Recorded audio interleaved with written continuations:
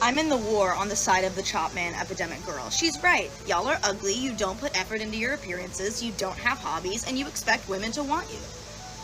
And you're gonna screenshot pictures of me and her while she's talking in an effort to make her feel ugly, when in reality, you would cry of happiness if me or her or any of the women in her comments section touched you with a 10-foot pole. Why? Because you're a virgin. And let me make one thing clear. I'm not saying this applies to every single person who might disagree that there's a chop man epidemic. All I'm saying is, men didn't used to have to put that much effort into having an actual personality because they had a bank account. And until the 1980s, women couldn't own those. We couldn't even own our own businesses until the 90s. So you have to put more effort into being an actually cool person in order for people to want to spend time with you. Going and calling every woman you see that you don't like ugly isn't doing your track record any favors. Go read a book or something. I don't know, play a game.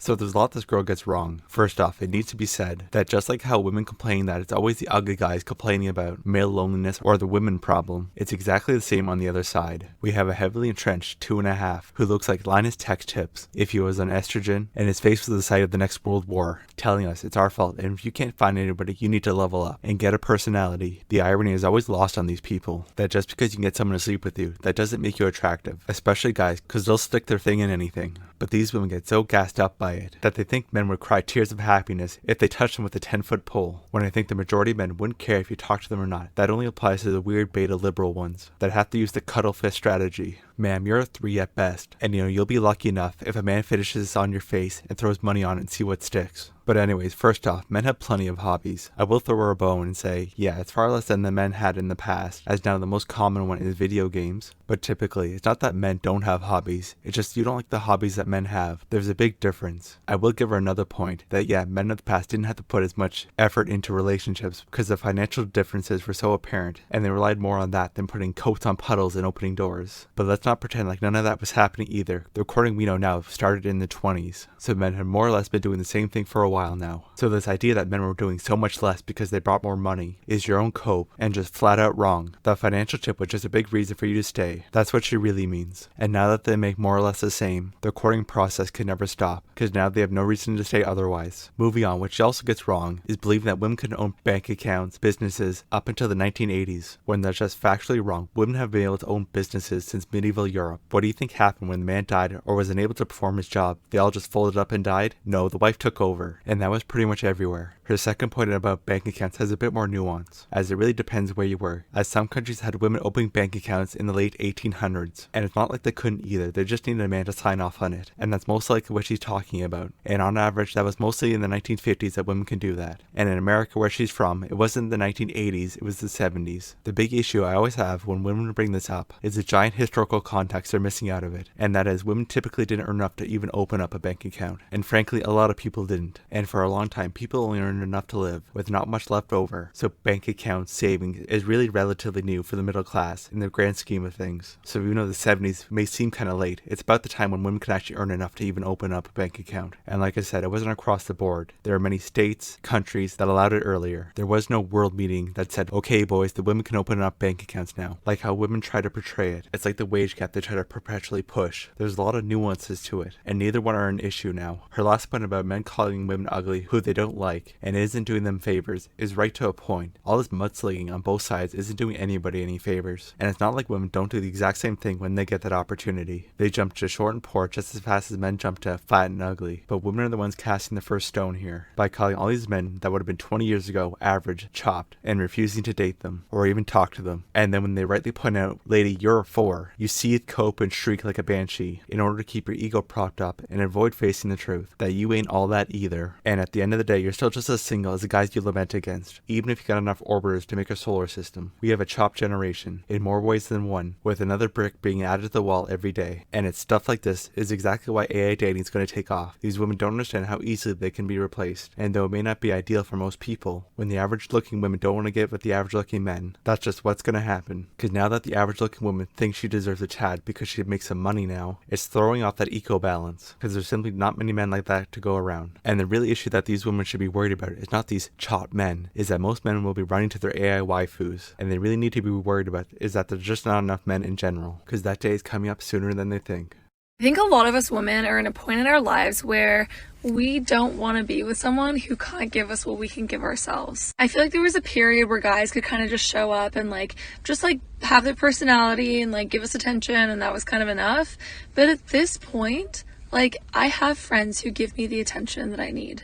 I have money, I have a job to give myself the things that I need.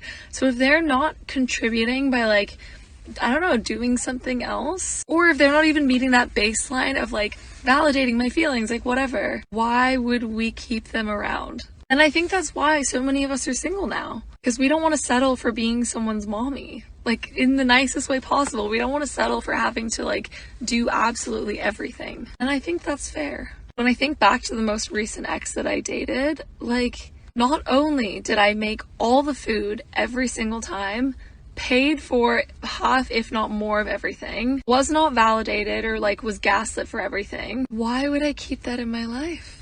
Women like this is exactly why there's a big dating crisis. And even though her points aren't wrong, they're not right for the reasons she thinks they are. First off, you're not giving yourself anything. You're just replacing what you got from a man to now multiple different sources. And now, because of that, for a man to lock you down now, he has to be better than what multiple men can do for you. Women like this are single now because their expectations are so high that almost no one can meet them. And what they provide back is usually not worth what they're asking. Now, I do agree with her if she's working just as much, that the guy then should take up more of the household duties. But the problems these women are running into is that they're usually dating attractive guys, so the thing they're providing they can get from anywhere. The real problem these women are having is that they're mid, and I know the word has a negative connotation to it, but it really isn't a bad thing. No one's gonna kick this woman out for eating cookies in the bed. But if people aren't flying you out, just throwing themselves at you, or being paid for your looks, then you're probably mid, which again isn't a bad thing, it's just what it is. But these women think because they get more money now and get attention from social media, that it's leveled them up, and now they deserve those top tier guys as well, when at most it brought them up maybe a point or two. And all that it really has done is just made that mid-sized pool even bigger. So now the top tier guys have even more to choose from. And when there's more options, it means there's less reasons why they should choose you. Especially when you're coming with a list of cooking, cleaning, and validating my feelings, which to me sounds more like a slave than an actual husband. These women are keeping themselves single by investing in things that guys don't want, and then dating guys that won't be good husbands or fathers, but instead date for attractiveness, power, or status, and then complain that they have to be their mom, when that's what those guys are looking for, when it's really more of those mid guys that be willing to do more of what you wanted. But because you have this sense of artificial gain, you think you can demand more, but what you gain is something most guys aren't looking for, so the leverage you think you have is non-existent, and is actively hurting most of you. I'll end it by throwing our own question back at her. Why would these men need you in their life? Just like how you said it, these men aren't going to provide the things that you want, then why do you need them? Well, the same can be said about you. If you're not going to provide the things they want, then why do they need you? Especially when the things you're offering can be done by robots, food prep companies, and chatbots, all coming with zero risk or stress. So by these women keeping this attitude, they're really just pricing themselves out.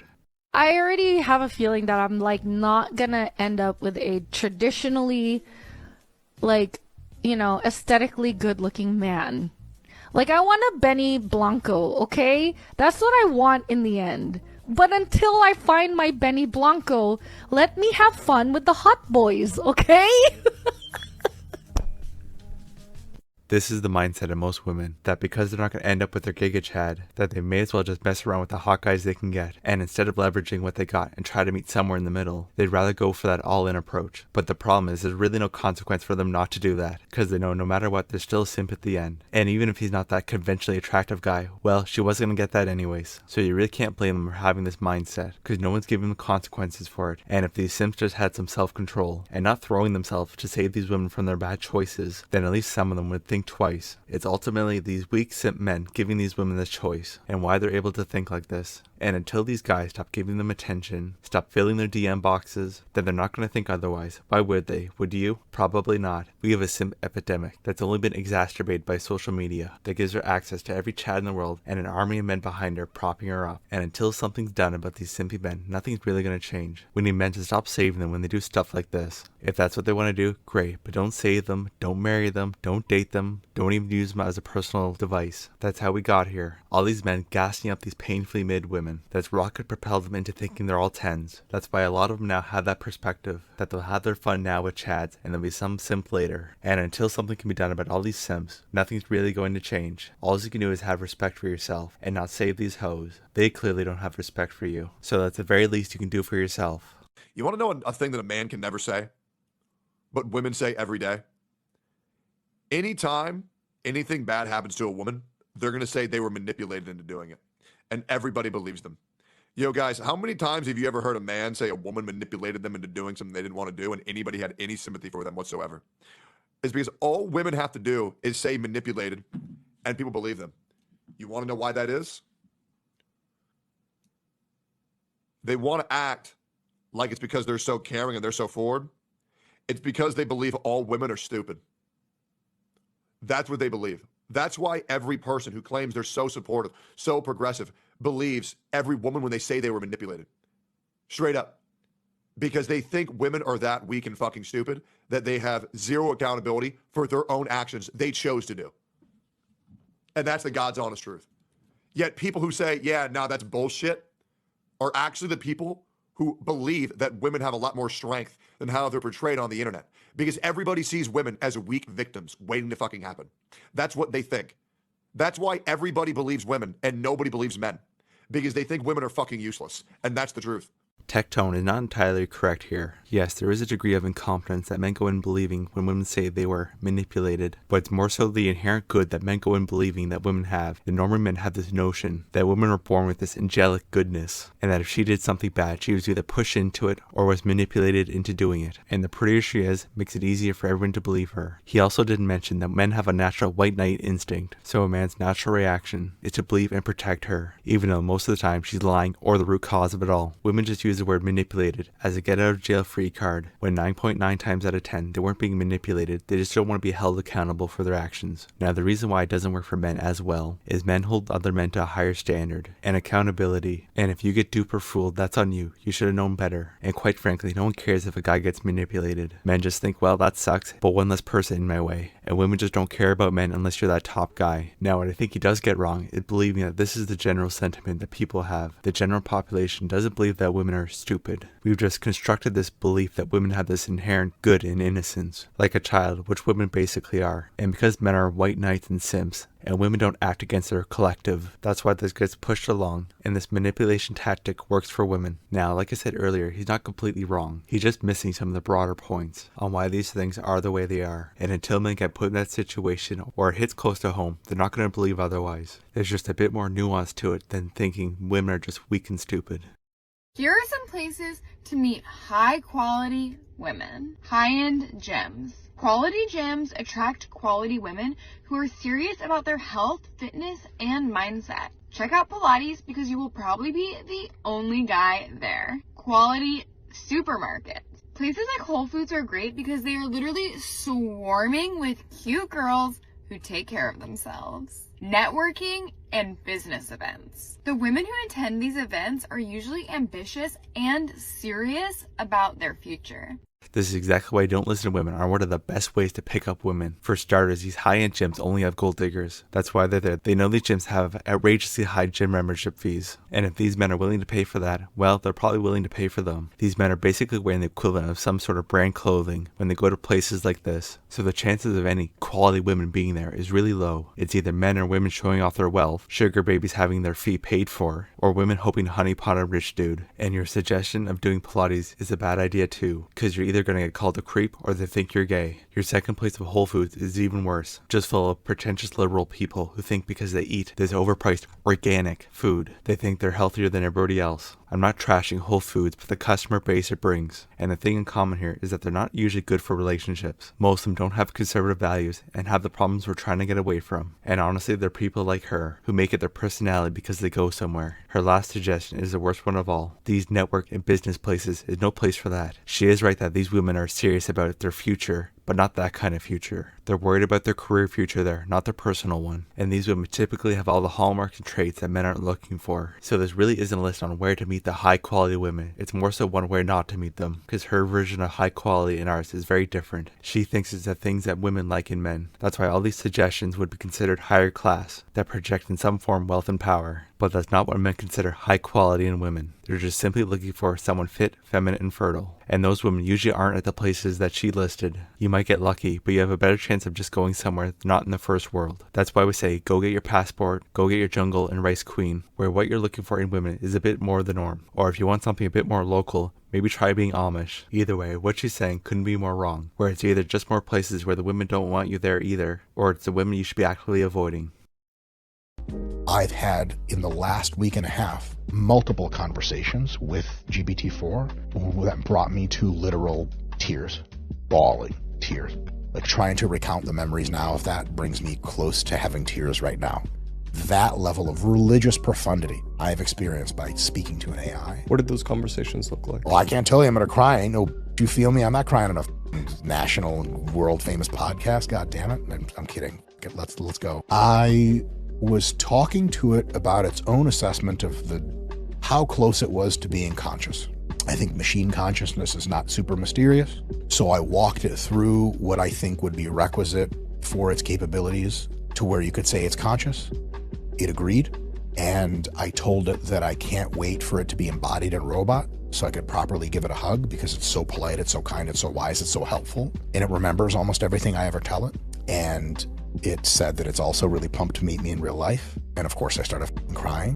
Now for some context, this is Mike Israetel, a sports PhD doctor, has millions of subs on YouTube, and currently by the numbers, the biggest fitness influencer on YouTube, and is married. I'm bringing this all up just to throw out the incel argument. He's basically hit every metric of success other than being short and bald. Now, other than that, I think he's being a bit overdramatic. He's not wrong. I've had better and more stimulating conversations with these chatbots than I've had with most people, and is the reason why I think AI dating will be taking off very soon, especially when they get integrated with dolls. That will be like the equivalent when online dating was just starting out and then everybody got high-speed internet. It will just supercharge it. Now for all the people saying people like me are wrong, I bring up OnlyFans, which pulls in more revenue than basically everything else. Most people on there aren't actually talking to that person, especially the big creators where most of that money goes. They already have chatbots set up, and the really smart ones already have AI versions of themselves set up to run 24/7. And even before that, when it was just chat rooms, people like Andrew Tate already pulled back the curtain. You weren't talking to her then either. It was guys like him telling you what a big strong man you were. So it's not like this is anything new. People have already been primed for this, and I've been doing some sort of version of this long before AI even existed. So all the people that want to come out and say, but it's fake, well, when hasn't it been? And it's exactly the reason why everyone's going to gravitate towards the chatbots, especially now with all these mid-women out of control, and everyone just getting lonelier. All the slapboxing we do with chopped men and mid-women does little to actually do or change anything. Yeah, it may feel good and give some people some sort of cathartic therapy, but it doesn't actually make anything better. Everybody still stays single, but just further entrenched now. And this brings me back to what Mike was alluding to, that these bots will provide better human interactions than most people will ever had. And even though I think he's being a bit overzealous with it, he's not wrong. And a Cherry 2000 future is likely imminent for most people.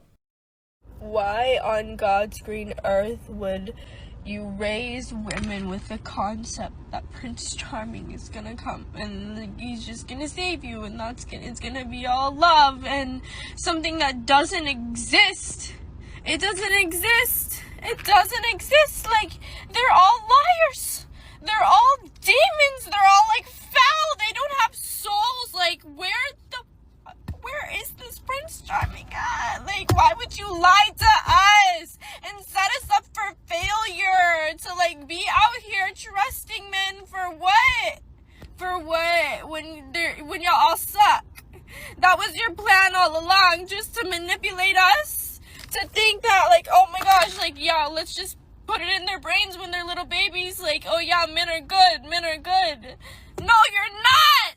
The problem with these women is their view of men is so narrow is that they think this is all men are. But when you only go after guys like this. I dated a guy who spent 10 years in prison. He committed murder. Oh my goodness! This guy, yeah, he was hardcore gangster. He had tattoos all over his face, all over like his entire body. It's no wonder you think they're all liars and cheaters. You're actively going after the guys that are likely to do this. That'd be like men going after women with high body counts who are covered in tattoos, and then wonder why they cheat on them. When you're actively picking people with outwardly bad signs, then don't be surprised when they do the things you don't like. But like I said earlier, women only view a variant of that type of guy as the only ones dateable. There's a whole world of men out there that wouldn't do that type of stuff to you, but you won't date them, let alone even talk to them. Most most men are brought up with that idea of being that Prince Charming, but you girls are the one rewarding the guys that don't follow that model. They're the ones that have to pay for dates, wait months for sex, and then you wonder why there's no Prince Charming. Well, because you don't reward him, and he has to wait till you're 40 and have somebody else's kid before you give him a chance. You're the ones making this no Prince Charming a reality, and it's your own fault because you're rewarding the men who are never going to be that. And even though there's still plenty of men that believe in this concept, but you won't date them because they're not dangerous or tall enough, or they have to do enough gymnastic flips and tricks to make the Olympic team in order for you to give them a chance. So if you don't think there's any Prince Charming or good men out there, then maybe you should reevaluate some of your choices. Because the guy with the police report, covered in tattoos, throwing gang signs, is probably not going to give you that Cinderella story. Now, more importantly, if anything, men are the ones being lied to. They're the ones being told if you work hard, be nice, be good, get a good job, just be yourself and put yourself out there a bit, then the women will come, when they couldn't be further from the truth. Not only do they get ignored or get called creepy, they have to bring as much to the table as 3 men could. And if they do that somehow, the chances of her pulling that fat grenade if she's not fat already and turning off sex is almost a guarantee at this point. And then on top of that, if you have a kid with her, you'll be walking on eggshells hoping she doesn't divorce you and then stick you on child support. I don't see any of those stories in those Nicholas Spark novels or Hallmark movies. That's supposed to be the idealized version of what a relationship's supposed to look like. But I think the most telling thing is that you can literally do everything right and they'll still divorce you. There's been plenty of documented cases where the woman said, nope, he did everything right. I had the textbook definition of a perfect relationship, but I'm bored so I left. So no lady, out of everybody here, men are the ones being lied to. You're just picking wrong and rewarding the bad behavior and actively avoiding the Prince Charmings out there. Well, what I described to men can happen to any one of them. And then everybody running cover, making sure men don't find out about this. That if they work hard, be good, they'll get that nice loyal woman that won't cheat on them and be that nice attentive woman. But now that's just as much a fantasy as women believe that they're going to get some billionaire to sweep off the street one day. So if anything, men are the ones being lied to, not women.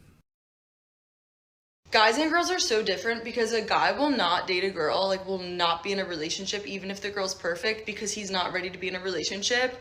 And if a girl likes a guy, she will flip her entire world upside down to be with a guy. Everything this woman says is quite literally the opposite. Men are the ones that typically go to those turning your world upside down lengths. And the only time when a woman will typically do that is when a man can do that for her. Usually because he has a lot of wealth or influence. A great example would be the Tinder swindler. Do you think any of those women would be doing that if he was your average Joe? No, of course not. Women only do that when it greatly benefits them. Men are the ones that do it as a sign of affection and use it to try to win her over as a way to prove to her that he likes her the most. And a lot of the time I feel like guys don't end up with their dream girl because when they're ready to get married and they're ready to settle down, like they're gonna pick the girl that's in front of their face. And it's just such a different way of thinking than us. And it's unfortunate, but there's also a silver lining to it, I feel like, because if a guy like rejects you or if you're feeling upset about like, I don't know, not ending up with a guy you wanted to, it doesn't necessarily mean that you suck and that he hated you, but it probably means he just wasn't ready for a relationship. So I guess there's good and bad, but I do tend to remind my boyfriend, like, do you like me for real? Or like, did you just want a girlfriend? You know, like, why don't you think about that a little bit, like before you decide to marry me? Because like, I just want to know the truth. Now there's some truth to what she's saying, but this is really a 2-gender issue, and this could be said about both. But the main issue is women waiting. They wait and hold on, waiting to find that billionaire Chad. Meanwhile, the value is just plummeting, and that's why neither are getting the dream girl or dream guy. Because the time she's ready to call it and grab her closest orbiter, she's already in her 30s, high body count, kids, debt, and whatever else. So really both of you are just picking the ones in your face. We have slores marrying weak men, and the mindset's almost identical. 2 people who either wasted their SMV or didn't build it up. So now they're trying to grab whatever they can. That isn't a man or woman thing, like she's trying to make it out to be. It's a wasted potential thing, where both do it as much as the other, which will lead to what she was saying, where either one will be wondering if either one really liked each other. And a good test to figure this out is if she's marrying you in her prime. Because if she isn't, well then neither one of you was her first choice. And both of you are the best they can get, for whatever reason. But obviously I'm just kidding, like I know he loves me, but it is just interesting to know that guys and girls differ in that way. And I would flip my world upside down to be with the guy that I like. And guys just wouldn't do the same. They're gonna be like, I'm sorry, I'm not ready to date. I'm not ready for a relationship. Like, you're great, but like, I'm just not ready. Again, she's just mostly wrong. It's men mostly the ones doing this. The only time you hear about women doing this is when it greatly benefits her, and then she got scammed through money or sex. Even look at most of our romance and literature novels. Not too many of them are the ones where the women are the ones flipping the world upside down. It's usually the men. It's what's expected. And honestly, a lot of this sounds like a lot of cope from a woman who couldn't get the Chad that she originally wanted, and is now super insecure about it. Because I'm sure her turning her world upside down is her not being a complete slore, hoping to get that one guy, where guys will quit jobs, move across the country, often without any insurance that this will pay off at all. I think she's largely projecting her own insecurities, because she felt that she turned her world upside down and it still didn't work. That's why she's questioning her current boyfriend if he really wants to marry her, because he isn't her first choice, and why she thinks women are the ones who turn their world upside down for the guys they like, and why they wouldn't do the same. She got turned down by Chad, and he used the excuse that he's not ready, and that's where all this is coming from. Because when you look all around you, it's typically the men are the ones that are doing that. But because they're not a Chad, women don't view it the same, and don't recognize it. But if they put themselves out there and make a slight inconvenience for them, and he doesn't reciprocate it by putting you on a pedestal, it's, well, women are the only ones that put their lives upside down for the people they like. And it's men's fault if they end up with someone they don't like. When no, you just don't see the efforts of all those other guys. It's just all of you concentrated on a few, so you think that's all there is. And maybe you put those efforts into guys that would actually appreciate it, then maybe you'd be better off not doing cope videos that the Chad you wanted didn't want you, and now your orbiter has to pay for it. I'm really afraid chivalry is actually going to die with the generation above us, because I was just at Restaurant Depot and these two old men were parked next to me about to unload their car, and they were just too old to be able to help me in the loading my car way because the boxes are really heavy, and at this point I'm physically probably stronger than them just because they're at that point in age. But they realized they couldn't do anything to help me in that way, so you know what they did? They walked my cart back to the building so I didn't have to do it. They were like, oh, like, I'm trying to help you out, like, there you go. And then they just go about their day and say, have a great day. I'm like, have a great day. And those old men were so sweet. And I don't remember the last time a guy in our generation did something nice for me and didn't go, so what do I get now? What do I get out of this? Like, there's never just chivalry just because it makes you feel like a man because you're helping somebody out. Like, I help people out as much as I can. I hold every single door I hold, you know what I mean? Like, just little things like that. But I think, like, I don't know. Like, every chivalrous act I've experienced is from an older man.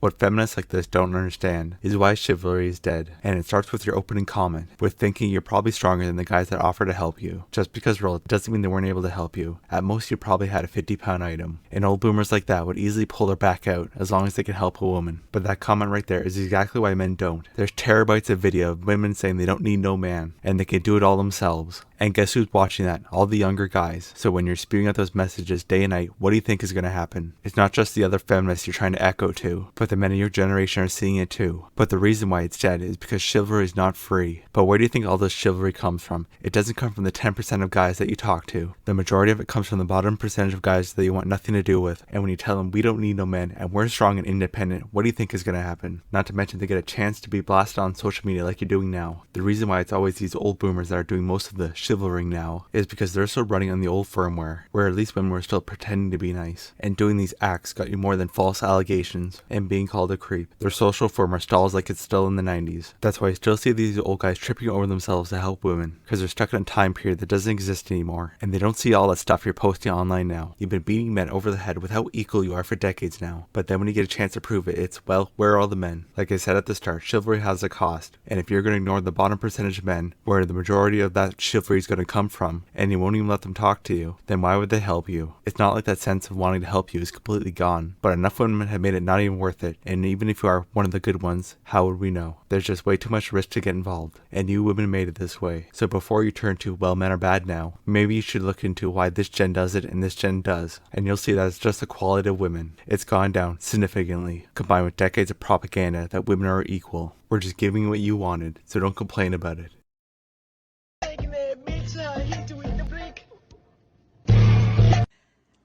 I'm glad I'm not the only person who has had this experience on Hinge, because I am 1000% certain that Hinge was created with the sole purpose of humbling people.